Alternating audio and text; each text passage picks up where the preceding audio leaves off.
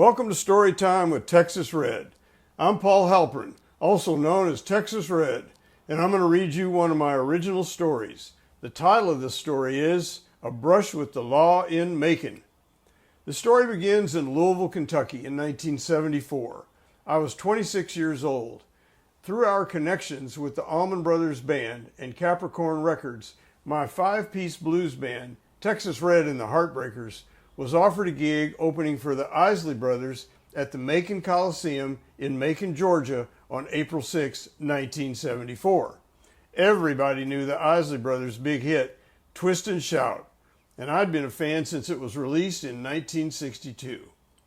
The band's good friend Artie was 28 years old, actually had a good day job and a Winnebago RV, and he offered to drive the band the 477 miles from our home base in Louisville to Macon, Georgia.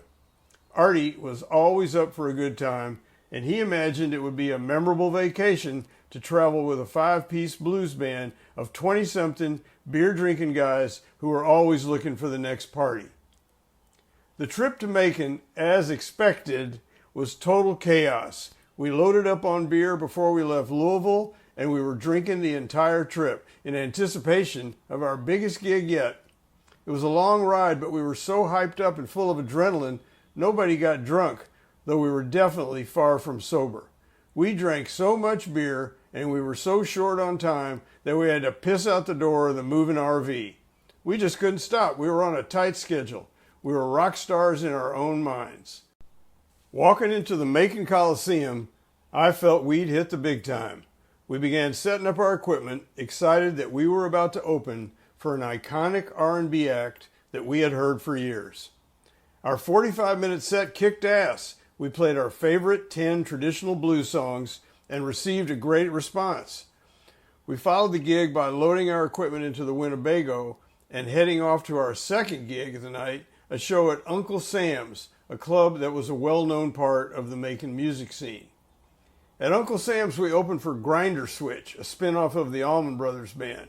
Our set was perfect for that hardcore blues audience. The night was everything we'd worked for. It exceeded all expectations. And now it was 2 a.m., and we still weren't done.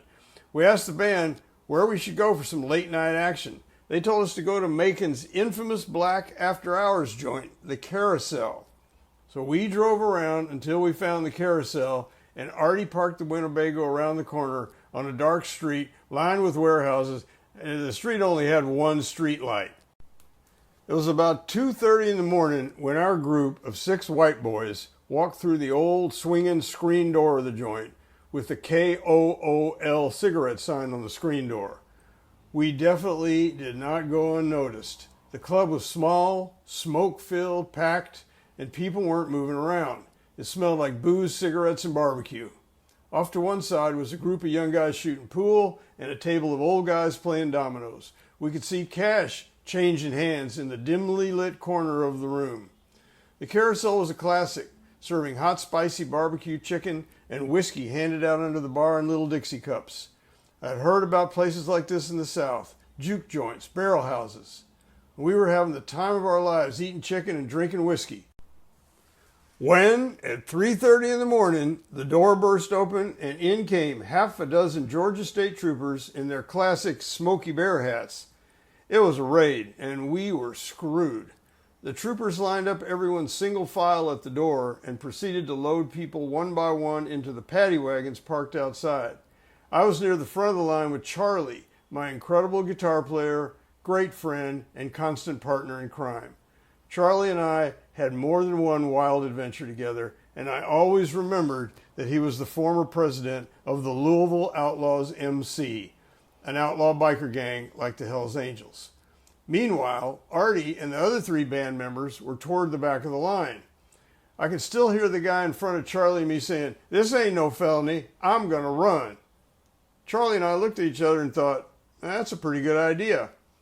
And at a moment when the troopers were outside, between the Carousel and the paddy wagons, Charlie and I took off running and didn't stop until we ducked behind some bushes, still with a view of the paddy wagons. A short while later, Artie and the other 3 band members were released due to lack of space in the paddy wagons. They immediately made it around the corner to the motorhome and started planning how to bail us out of the Macon City jail. Moments later, Charlie and I strolled up, acting like we just pulled off a huge heist. I'll never forget the looks on those guys' faces. They were shocked but not surprised that Charlie and I would take the chance and make a run from the cops. There was a brief celebration, then we cranked up the party and headed off to the beach in Florida.